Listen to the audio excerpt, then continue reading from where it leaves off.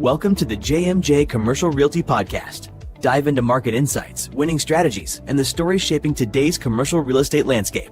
Let's get started. Well, hello, everyone, and welcome to episode 7 of the JMJ Commercial Realty Podcast. My name is Adam Schertzer, and I'm joined by the owner and broker of JMJ Commercial Realty, Josh Cedia. How you doing, Josh? I'm doing great. How are you this morning? I am wonderful. So I can't believe we've already have 6 podcasts under our belt, and we're here on our 7th. And what are we going to be talking about today? Today we're talking about networking. Networking, one of my Benefits of favorite networking. subjects. I think it's something that's very important for commercial real estate, for almost any job where you're, in sales or you have to generate your own leads. Right. So I think this episode can be valuable for anyone in that type of position or anyone looking for, a job where you need to go out there and meet people and build those connections. So hopefully you get something out of this. Definitely. So just before we get started, just why don't you give the listeners, in case maybe you're tuning in for the first time, just a brief introduction of who we are and what we do. Sure. The company is called JMJ Commercial Realty, and we're based in Massachusetts.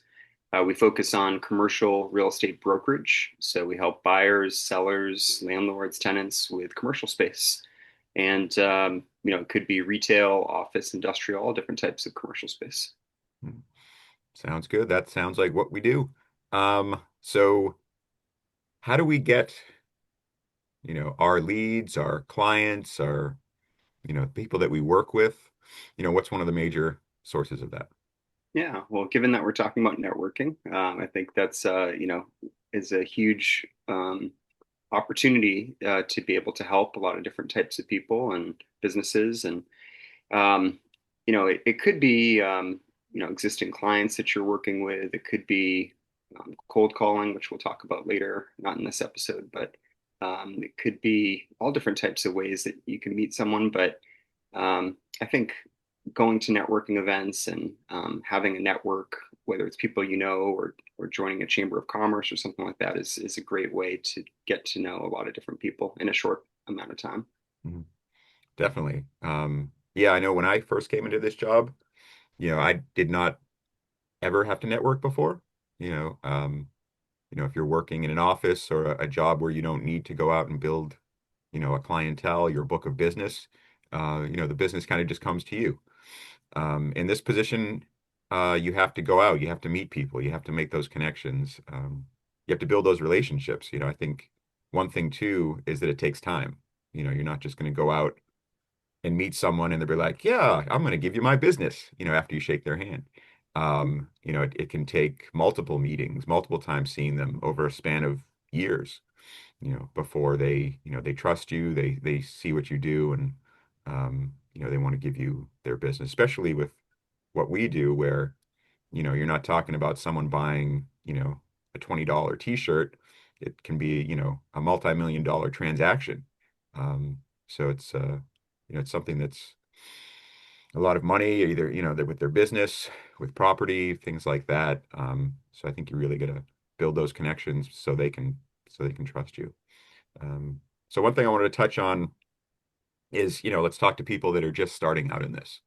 Um, where should you start? Like you know, what advice could we give to someone who's like, I don't have a network, or maybe my network is just, my friends and family, which is still a good place to start. It's a great Um, place to start. Yeah, yeah, so I guess that would be one place, I think starting out with your network, I think everyone has a network unless, absolutely no one, which probably everyone knows at least one person. Um, and so I think starting with, friends and family is great. I think one of the things I found with this is just letting everyone know what you do. Just getting the word out that you're doing commercial real estate, that, and then you're not necessarily, needed them to buy something from you or lease with you. Because maybe your mom's not in commercial real estate or something like that, but you never know who they're going to meet, or hmm run into that then they can tell. And I think a lot of network is that too, is that, I never look at, the connection with meeting someone that I'm like, oh, I don't think they're ever going to need my services. Um, and I've found instances where, those people that don't need commercial real estate services, are most likely going to know someone at some point that does. So it's like that, 1 degree of separation thing. I don't know if you found that as well. Yeah. When I first started working in commercial real estate, it's been a little over 9 years now, but I was hesitant to tell my network that I was in, doing this type of work. For whatever reason, I just didn't feel comfortable kind of blasting it out to everybody and saying I'm doing this type of work. And I also did not join like a chamber of commerce or a networking group right away. It took me probably a little over a year before I started doing that. So, looking back on that now, I really wish that I got past my fears and just did that sooner rather than later. And um, I've been a member of a chamber of commerce here in Massachusetts. It's been a fantastic experience. It's been, probably about 7 years now that I've been part of a chamber, 7, 8 years. So I Mm. know, like when you started, I gave you that advice to, not do what I not wait so long, and you took it to heart. And I think you're part of a bunch of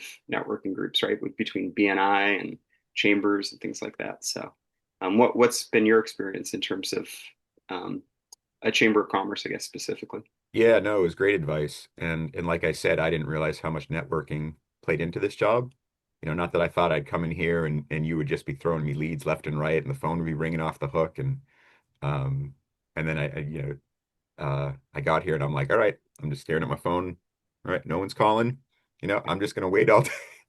And but you really, yeah, you do have to go out and meet people. And it was great advice that you gave me right from the get-go. So I would, pass that on to anyone else that's getting started or maybe you're stuck, you haven't been getting leads or business to get out and join different groups. I think the Chamber of Commerce is a great place to start.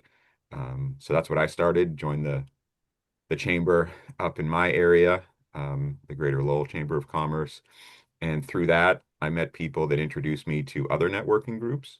Um, so that part was great too, because most likely you're going to meet someone in one networking group, and they're going to be in multiple networking groups. So they can say, "Oh, there's this other one. Why don't you come take a look at that?" And that's how I ended up checking out BNI and joining that group. And then through BNI, I've met other people that have been in other groups, and it just kind of snowballs with more and more people you meet and you find out about what they're doing. I think that's a great, thing too. When you meet someone at one of these events, a great question is, oh, do you go to any other networking groups? Is there anything else you're involved in? And that's a great way to find out about, other networking events, other networking groups that you can meet people. And I feel like even after 2 years, I'm just kind of like just touching the surface of what's out there. I'm still finding out about, different networking groups. I was on a Facebook page of someone that I just met recently, and they posted something about the Westford, it was the Westford Business Association or something like that, that, these different towns have these business groups. Um, and they're having a meeting coming up that's open to everyone. And so I think just keeping your eyes open for different opportunities is also another, great way to kind of keep building upon your network. Yeah, and I just wanted to mention the chamber that I'm part of is the Charles River Regional Chamber, and close to 1,200 members. So 1,200 plus members. It's a Mhm. huge chamber of commerce. And when we go to some of these events, whether it's like a coffee connect in the mornings or other types of things, sometimes 70, 80, 100 plus people show up. So I think if you can be around a chamber that's really active, that has a lot of members, if Mhm. possible, that's great. I know sometimes chambers can be smaller in size, but I think that's been really helpful for me. And then even within my chamber, there's these small networking groups. I know you're part of one as well, but Mhm. having a smaller subset of people that you really get to know, so that it's not kind of overwhelming when you have so many people that you're seeing at these events. And Yeah. sometimes people from the small networking group will be, like you said, at other networking larger events. Mhm. And now, what would you say to someone that's never done networking? They don't have anyone that they know at these events, and maybe they're, more introverted, they're a little shy. It can be intimidating going to these events for the first time and not knowing anyone. Um, I sort of liken it sometimes to like if you're single and you're going out to a bar and you're trying to meet someone, and there's all these people out there. It's like, who do you know who to walk up to? Like, you know, it And if you have any advice, I mean, I can share some of mine as well. But when you first got started with this and you went to I don't know if you remember your first chamber event, what was that like for you? Yeah, it was a little scary. It's you're walking in and you don't really know anyone, like you said, and you're trying to um, be open to the possibilities of what could happen. And but yet, like you said, especially with commercial real estate, it's not necessarily something that's going to happen right away. It can take a long time, but just trying to be friendly and try and meet one person. Maybe the goal is just to meet one person. I don't remember you know, very clearly my first event, but just being able to, have business cards. I know it's 2025 here with talking about business cards, but it's nice to actually have something that you can hand with your Yeah. contact information. Um, and maybe collect a business card, get to know someone, ask them questions, try and, just understand, why is someone there? Who are they looking to meet? How can you be helpful? How can you add value to someone? So I think those are some things to keep in mind. But what about you? What are some of your tips? Yeah, definitely. I know, I consider myself a fairly shy person until I get to know people. So going into those situations at first, it was a little scary. I think if you go in with the mindset of knowing that everyone else there wants to meet other businesses, I kind of use that analogy back to the bar reference. Like if you're going out to a bar and you're single and you're trying to meet someone, not everyone at that bar is there for the same reason to meet someone. But at these networking events, I would think that 100% of the people are there to meet other people. Maybe like a small percentage are there to try to sell whatever they're selling and they don't really care about meeting people. But so let's say like 99% of the people, at these networking events are there to meet you as well. Hmm. So they're open for, these conversations. They want to learn about what you do. Because they're also trying to grow their network and make connections and whether you end up being a customer of theirs or not, you're also a good chance that you could refer them to someone in your network. And then it just I just picture those like little, I don't know, spindles or spines, and everything just kind of like grows exponentially. So you meet one person and that person knows 50 people. So now you're connected to those 50 people through that one person, and then you could be connected to that person who knows another 50 people. If we had the budget for this show, we'd put up one of those graphics where it keeps showing those things growing and growing. Yeah, Um, but no, I really, really believe that that meeting that one person can help open doors to thousands of people over time. And I know totally. you've seen that, and I'm Totally. starting to see that as well. Yeah, I think that's great advice, especially for someone who's just starting off. And I remember early on you were asking me like, how did you get that listing or how did you get this listing? And you know, in some ways kind of go back and, oh, well, I went to a chamber event, 5 years ago, and then I met this Mm. person, and then that led to this listing, and then it led to this person and that person. And sometimes a listing might be, if you really trace it back, it might be 4, 5, 6 levels deep, which is kind of cool. The Mhm. same thing could be for individuals that you meet, who you meet, So, Yeah, no, definitely. So I think going back to what you said about, meeting someone, asking them questions that show that you're interested in their business as well. And like you said, you don't want to just go there and hand out your cards to everyone and just be like, here, who needs real estate? Who needs real estate? Like you're a dealer at a poker game or something. hmm. Because I think you're, initially going there, you want to build those relationships and they will know what you do because you're telling about it and vice versa. And and then I think after those meetings, say you have a stack of 5 business cards of people you met, send an email, that day or the next day, do a follow-up, something of, nice meeting you, nice talking with you at the chamber event. I look forward to seeing you again. And if it's someone that you think, you want to continue seeing and build that relationship more, invite them for coffee. Why don't Absolutely. we, would you want to meet up for coffee sometimes and we can continue our conversation so it's a more intimate one-to-one type setting instead of a whole group of people.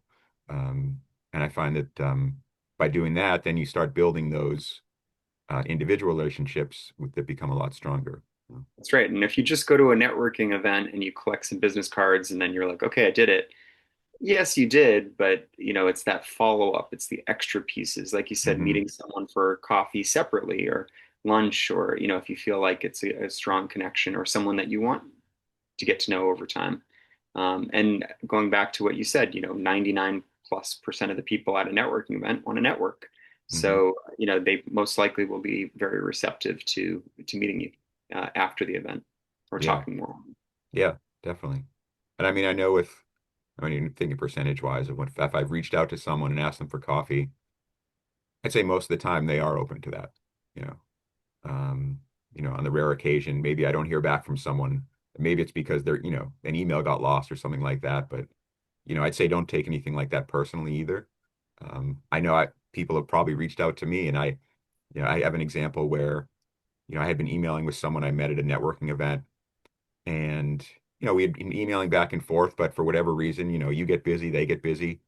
And it was a year later that they popped up on some feed of mine. And I'm like, I don't think I ever met with that person. And I went back in my email and I looked back and I saw, I think I actually dropped the ball on this one.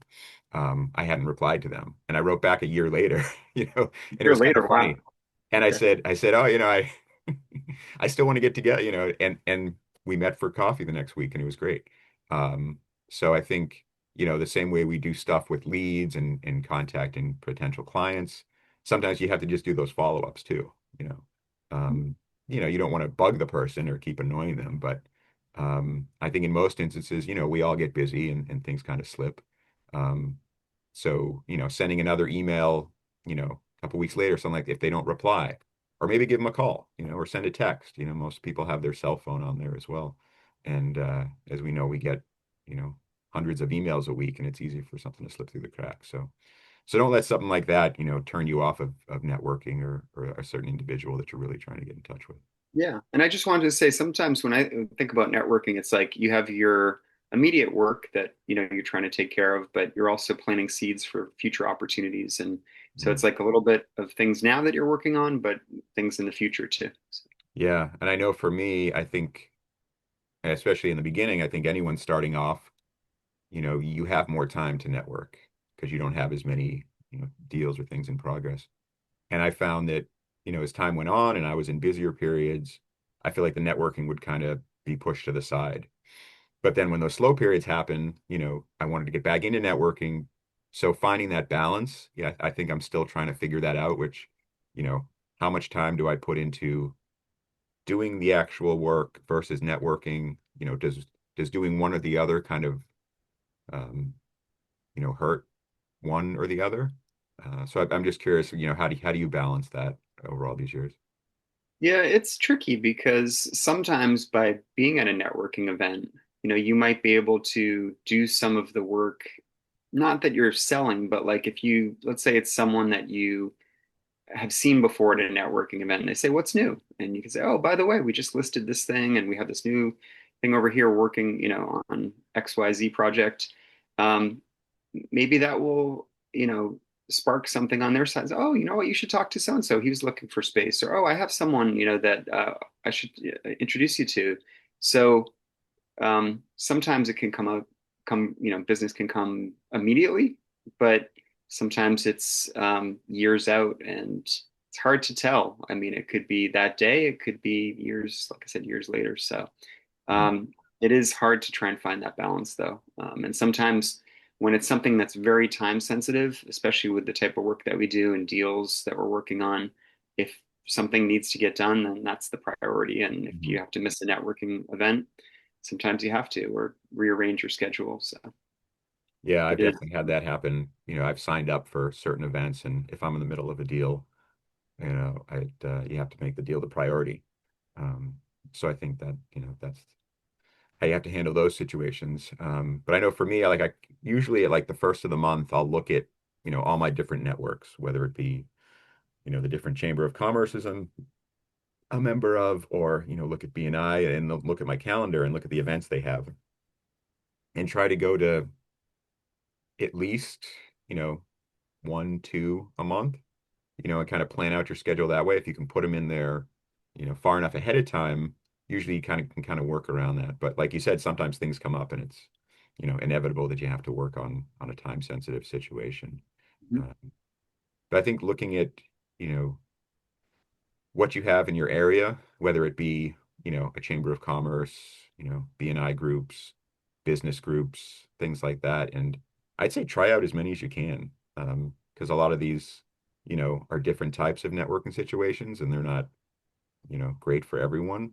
Um, so I think, for me, I've been trying to try out as many, and probably joining too many, but it's been really good, and but then there have been ones where people have asked me, they're like, oh, come check this out. I've gone and checked it out. They're like, we'd like you to join. And I've had to say no to a couple just because, I feel like sometimes I'm at the limit or I'm like, well, I don't think, this one's going to work out that well for me.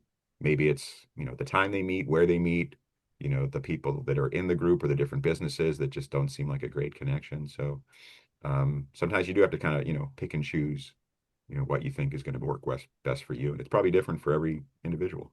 Yeah, and I just wanted to point out a couple things. One is oftentimes you can join as a guest. Maybe a networking group says, yeah, no problem if you want to stop in once or twice as a guest and kind of get a feel for things. So it doesn't hurt to just reach out to whoever's organizing that networking group and just say, hey, do you mind if I check it out just to see what it's all about? And then Mhm. second thing is some of these networks, I don't know if you can speak to like BNI, for example, but if you're a member in one of these BNI groups, or other networking groups where there's a lot of chapters, they might allow you to sit in at another meeting that's taking place in another town or city or state. So that could be a benefit too. If you're part of a networking group, you're actually part of a much larger network. Yeah, and that's something I didn't know about, or maybe didn't, wasn't told or was aware of when I first joined BNI. Where if people listening don't know what that is, where you have chapters in different areas or towns, and you can only have, one real estate agent, residential agent. You can have one commercial real estate agent. You can have one painter. So in comparison to like a chamber, we have, anyone can join. You might have, 40 real estate agents. This one is a smaller group, and sort of ideally that, the referrals, if something comes up for a painter, there's only one painter that people are going to send referrals to. And you also build those relationships to trust them, to like them. And like you said, when I was in this BNI group for a while, um, I don't know how I found out about it, but I, was looking at other groups as well. And if someone didn't have that seat, for example, for us, the commercial real estate seat, which doesn't seem to be a really popular seat in BNI. I was looking at other groups, in my town, within like a 30-mile radius, and most of them didn't have that. So I was like, oh, this could be a great way to expand my network. And so I contacted the president of the group and said, this is what I do. Can I come visit? And, they've all been really welcoming. And I want to say probably at least two of them, two or three in the area, I've continued to visit, and network with people in those groups. One of the things too is if you can't make a meeting, they ask, you to find a sub to fill in. So, it's almost at least once a month that someone from these groups is asking me if I can sub. I did one last week. I was asked again to do one this week and I couldn't because of a conflict. And then you start building those relationships with people in those groups. And I've given business to some people I've met in other chapters, and I've also received business too. So it's been a great way to extend my network beyond just my chapter. Great. Such a short period of time too. Yeah, yeah, definitely. Um, so what are, someone, I think we talked about some of this already. Um, what are some mistakes or things that people should avoid? We've kind of talked about what you should do when you go to these networking things. Is there anything we can kind of share? What shouldn't you do? Yeah, I think one of the things that I see that I think is kind of a turnoff is selling. Sometimes Mhm. we see people who go to a chamber event or go to one of these networking events and they have a stack of their business cards and they're taking maybe 15 seconds or 20 seconds, to talk and not really get to know you, but just pitch and say, "Oh, this is Mhm. my business. This is what I do," and then off to the next person, to the next person, to the next person. And I think in general, when you're networking, it's nice to you don't have to spend the whole time. You want to be able to meet different people, but if you don't feel rushed and you're not trying to sell, you're just trying to get to know people. I feel like that would be a mistake in my mind. If you're just Hmm. selling, I don't think that that's as effective as other approaches. Yeah, definitely. I'm definitely turned off by that. I think most people are. Um, and I don't think it works in those situations. It's almost like you're, someone going door to door, the door-to-door salesman or something like that, or, handing out flyers on the street. So yeah, so definitely, don't go in there planning to sell anything right from the get. Like go in there, to build those relationships. And then maybe, down the line, it will get to that point, where someone gets to know you and then be like, oh, I do know so and so who does this. Um, I need this for me, or I need this for my clients, or, someone I know needs this service. So I think that's a good. I think another thing to avoid is not being a good listener. I think so much of this is, asking them what they do and really listening. Be able to listen to them, understand, what their business is. And I think that's great in any conversation. I mean, when we deal with clients who have certain needs, um, we need to listen and understand um, what they do and what they need in order for us to do our job. So same thing here when you're going to learn about, someone's business and what they do, make sure you're actively listening and not, distracted, looking around. Um, things like that. I think, we could have a whole episode on like body language, your arms crossed or things like that. But I think just, starting off, making sure that you're listening to what people are talking about. Yeah, and I know sometimes I don't know if this applies to you or other people, but like I remember early on, you might have things that you definitely want to say. I mean, even now, sometimes it's like, oh, I want to make this point or say this, or but just to stop and to listen to the other person and try not to interrupt. It can be challenging, because you may have something really cool or something that Hmm. you want to share. But if you're talking over people and you're not listening to them, then you know you're not giving them an opportunity to express themselves. Right. Yeah, definitely. I think another big thing too is, I think we already talked about this, but not maintaining those relationships afterwards. I think that's the biggest thing. Like you say, you could go there and hand out 100 business cards or collect 100 business cards, but if you don't do anything with it, then what's the point? You know. Um, so definitely the follow up is huge. And making sure Totally. you're taking that time. I know when I come back and I go through my cards and I put them all in our database and say, met Joe Sampson at, chamber event this and, sent follow-up email, things like that. That's going to pay huge dividends down the road. Just Mhm. taking that extra, it'd take 2 minutes or something to put a contact into whatever system or send an email. So definitely make sure. Also help to put things in context down the road. Like if you're at a chamber event, and like I said, I've been a member for quite a while at the Charles River Chamber. I can look at my database. Oh yeah, we met over at this event. There was a dinner thing, or oh, we met, Mhm. 2 years ago. Or I think that little extra piece, and I do that even for when I talk to another agent or a client. So oh, we were talking about this property on this street or this thing. So even if it's just a small little thing, but having Mhm. that in a database versus just, oh, let me just take your card, and then I just have a stack of business cards and I don't really do anything with it. So it's Right. that follow up. It's that extra. Takes a little bit of time, and you have to kind of make it a habit, but um, I think that can really pay off as the years go on. Definitely. Definitely. Well, this has been great. Any closing points as we wrap this one up? I know we could talk about networking for days. Yeah, I think the big things are just, networking is really important. And, if you're afraid, try to get past, move past your fears and even just reach out to attend as a guest and check out a networking group that's near you and just try and be friendly and don't have to meet everybody, but just try and meet a couple of people and follow up and see if can meet for coffee or for lunch or something like that, and just start to Mhm. get to know people, even if it's just a few people here and there. But and don't just go to one networking event and say, okay, I've networked. Like, you know, try Yeah. and do it, whether it's a couple times a month or once a month, but really kind of get in the habit of doing that. And I Yeah, I think think over the long term, that can be a very successful approach.